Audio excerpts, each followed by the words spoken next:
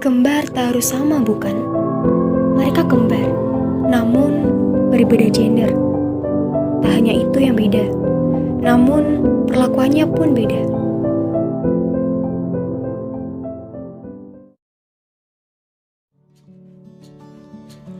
Di bawah atap rumah yang berukuran cukup besar, bernuansa sederhana, terdapat dua orang yang sedang berbincang di ruang tamu yang tampak simpel namun elegan. Dengan dinding kayu jati yang bercat walnut brown, menambah nuansa klasik rumah itu.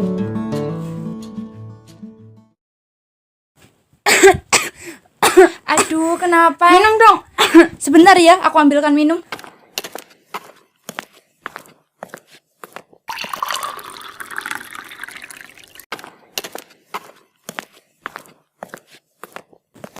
Ini minumnya.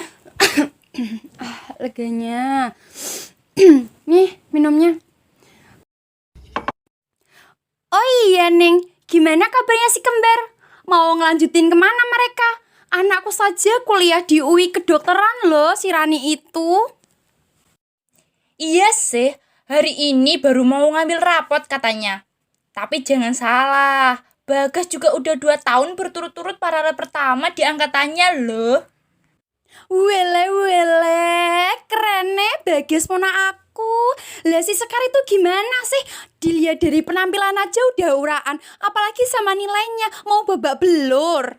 Tidak tahu sih, Sekar susah kalau disuruh belajar. Tapi kemarin dia sudah aku suruh belajar sama Bagas. Kamu ini gimana, Toning? Punya anak perempuan bandel kayak begitu. Coba bandingkan sama anakku si Rani itu. Cantik, kalem, pinter. Sekarang kuliah di UI jurusan kedokteran loh. Lah si Sekar itu gimana? Sekar itu memang bandel, aku saja sampai pusing menasehatinya. Diam sejenak. Mendadak, suasana di ruangan itu tampak hening. Dari sudut terdengar suara langkah kaki, lalu terdengar suara ketukan pintu.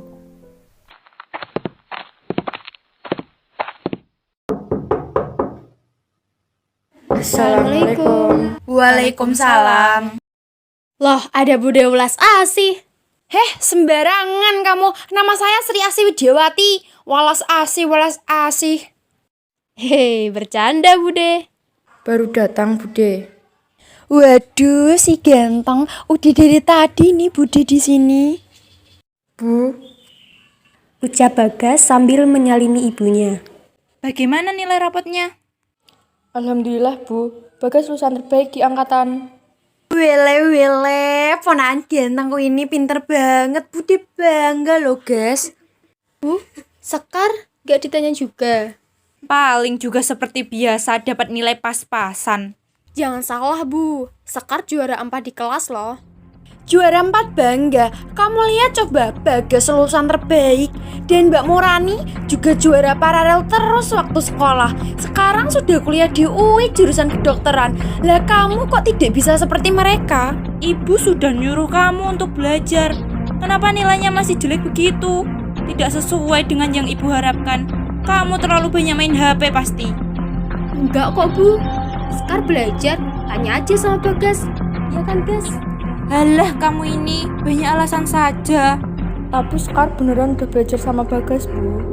Sudah, kamu diam, Bagas.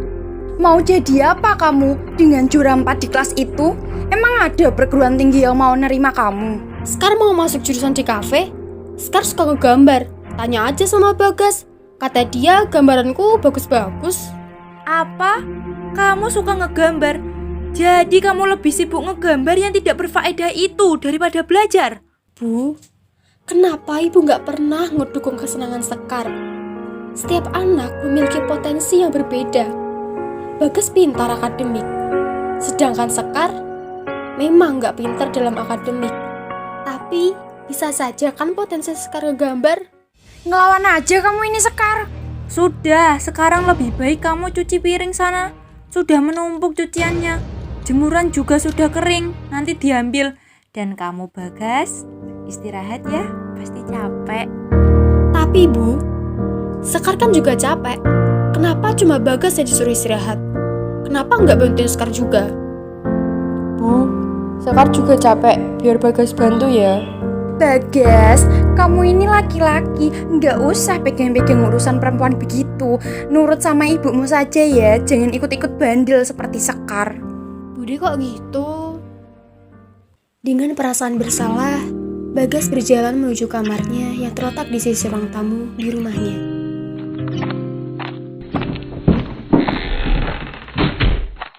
Cepat Sekar, ngelawan saja kamu ini. Lihat, nilaimu itu. Coba dipikir, apa kata bapakmu nanti? Ya Bu, Sekar berjalan menuju dapur, kemudian menyalakan wastafel dan mulai mencuci piring.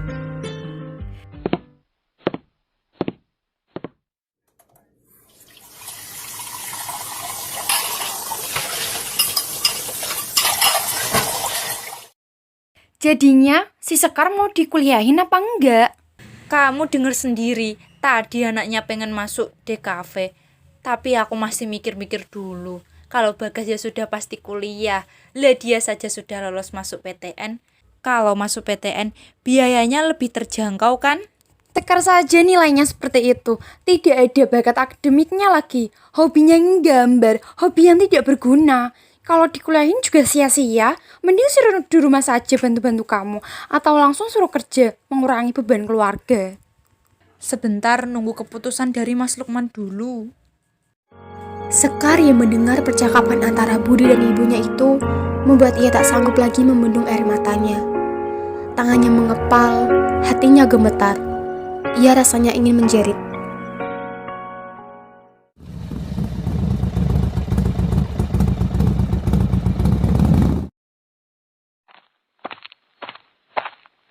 Assalamualaikum. Waalaikumsalam. Ada Asih, ada keperluan apa? Emang kenapa? Gak boleh kesini apa? Orang masih suasana lebaran seperti ini. Mau jalin silaturahmi begitu loh. Haha, iya bener kamu sih. Coba ini dilihat rapotnya si kembar. Sudah ketebak, pasti Bagas lebih unggul. Iya Mas, Bagas menjadi lulusan terbaik di sekolahnya. Sedangkan si Sekar cuma dapat juara 4 di kelas. Membanggakan sekali anakku Bagas ini. Bagas yang mendengar percakapan itu dari balik pintu kamarnya merasa senang. Namun, ia juga memikirkan kenapa bapaknya tidak menyebut nama Sekar. Mau dikuliahin apa tidak si Sekar? Aku kok ragu ngelihat nilainya. Mau dikuliahin, perguruan mana yang mau nerima dia? Semua jurusan juga tidak ada yang sesuai sama dia. Sekar berjalan keluar dari dapur dan menghampiri ketiga orang itu. Tapi Sekar bisa gambar, nyanyi, main gitar, dan Bagas gak bisa. Kamu ini bicara sama orang tua nggak sopan, bentak-bentak begitu. Di mana sopan santunmu? Bagas yang mendengar namanya disebut oleh Sekar langsung keluar dari kamarnya. Ia tak bicara sepatah kata pun karena takut jika yang ia ucapkan salah didengar orang tuanya. Ia hanya berdiri dan menatap Sekar dengan tatapan yang terlihat samar, seperti sedih namun tidak. Tidak usah membandingkan diri kamu dengan Bagas. Jelas-jelas Bagas lebih pintar daripada kamu. Dia saja sudah lolos PTN, lah kamu. Bu, perguruan tinggi yang bagus itu nggak menjamin kesuksesan di masa depan. Dan orang yang pintar itu juga belum tentu sukses juga. Bisa-bisanya kamu bilang seperti itu. Besok kamu tidak usah kuliah saja. Sekarang, mending kamu persiapkan diri kamu untuk langsung kerja supaya bisa meringankan beban keluarga. Kamu juga perempuan, jadi kuliah itu tidak terlalu penting. Gak bisa gitu dong Bu, sekarang kan juga mau kuliah. Nah, mending kamu kerja saja, nggak usah kuliah-kuliahan. Kodratnya perempuan juga cuma menikah, melahirkan, mengurus anak. Jadi gelar S1, S2, S3, S-Cendol, S-Campur, S-Marimas nggak ada gunanya. Pemikiran Budi kuno sekali. Kata siapa perempuan tugasnya seperti itu? Banyak perempuan di luar sana yang sukses, bahkan bisa jadi pemimpin. Perempuan yang sukses di luar sana itu cerdas-cerdas. Sedangkan kamu, mana bisa? Kamu saja hobinya coret-coret yang tidak berfaedah. Ya udah, kalau nggak mau kerja ya menikah saja sama tetangga yang duda itu. Lumayan, dia kan kaya. Kamu kalau ngomong sembarangan, masih di bawah umur disuruh menikah. Ya mending di rumah saja bantu jaga toko. Udahlah, gak ada yang bisa aku harapin dari kalian semua. Terdengar suara ketukan tongkat di lantai rumah.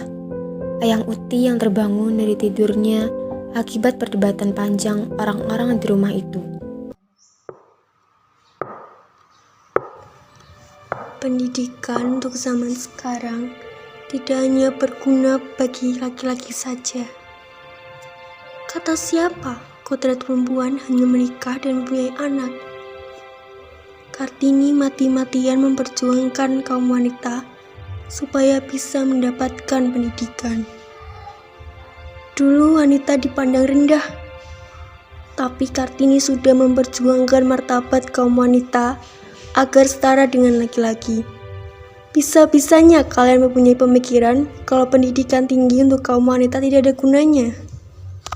Si Sekar itu nggak pintar, Eyang. Jadi percuma kalau dikuliahin juga. Sekar pintar, dia pintar gambar. Ingat ya sih, Ningsih, Lukman, bakat setiap anak itu berbeda-beda. Jangan bandingkan Sekar dengan Bagas. Eyang yang sudah tua saja paham.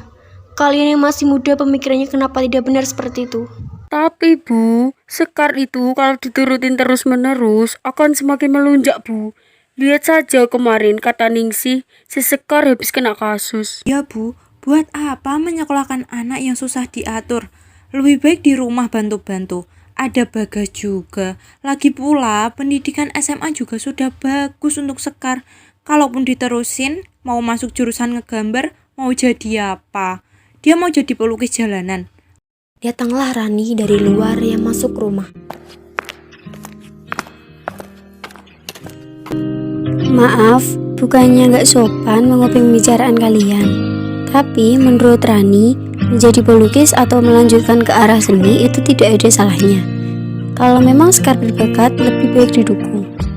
Teman Rani banyak yang sukses dari jurusan seni. Bahkan ada yang jadi pelukis, dan lukisannya bisa menghasilkan jutaan rupiah. Dan Rani yakin, pasti Sekar bisa sukses dengan bakat yang ia punya. Betul nggak guys? Iya, betul kata Mbak Rani. Mungkin Sekar kurang di akademik, tapi Sekar banyak prestasi di bidang seni, Pak, Bu. Halah kamu ini guys, jangan ngebela kembaran kamu yang bandel itu. Dan kamu Rani, kenapa malah Diam ikut-ikut? kamu Asih. Dan kalian Lukman, Ningsih, dengar kata Rani. Kesuksesan itu tidak harus pintar akademiknya. Tidak harus jadi dokter, insinyur, guru. Tapi setiap anak bisa sukses dengan bakatnya masing-masing.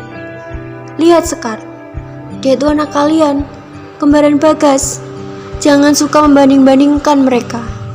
Setidaknya pikirkan perasaan anak kalian. Lihat dari sudut pandang anak juga. Bagas dan Sekar itu sama derajat mereka. Sama, dan pendidikan yang akan mereka dapat juga sama. Setidaknya hargai perjuangan Kartini yang sudah mati-matian membela kaum wanita.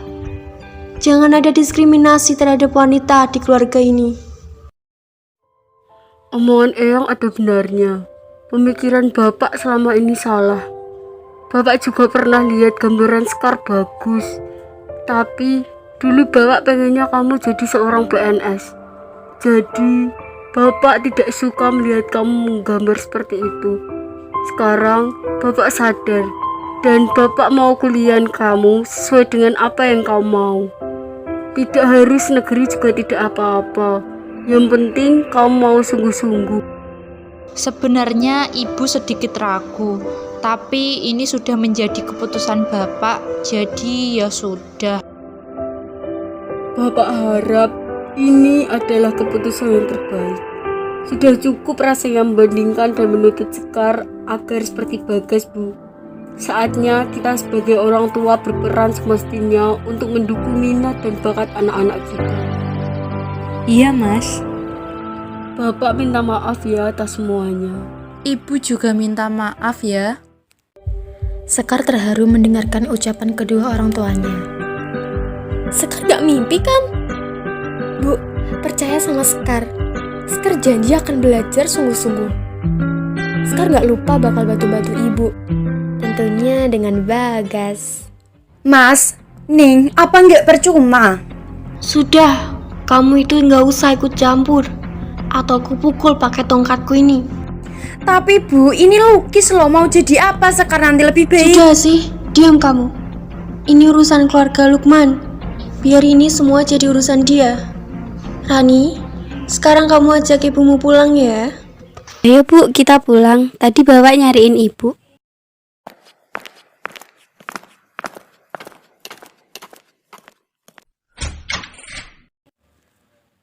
Makasih ya Pak, Bu, Eyang. Sekar gak akan menyanyiakan kesempatan yang berharga ini.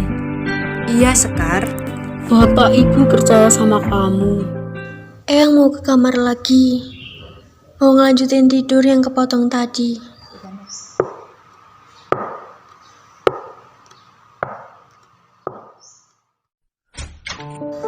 Ya sudah Mas, ayo kita ke belakang makan dulu. Tadi ibu sudah masak rendang. Wah, sepertinya enak. Bapak mau coba? Lukman dan Ningsih berjalan menuju ruang makan yang ada di belakang. Sedangkan Bagas menghampiri Sekar dengan wajah tersenyum setelah semua orang yang ada di ruangan itu pergi.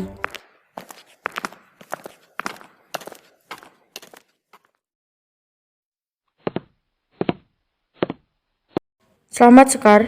Dan Bagas minta maaf ya. Maaf, buat apa Gas? Maaf belum bisa menjadi saudara yang baik.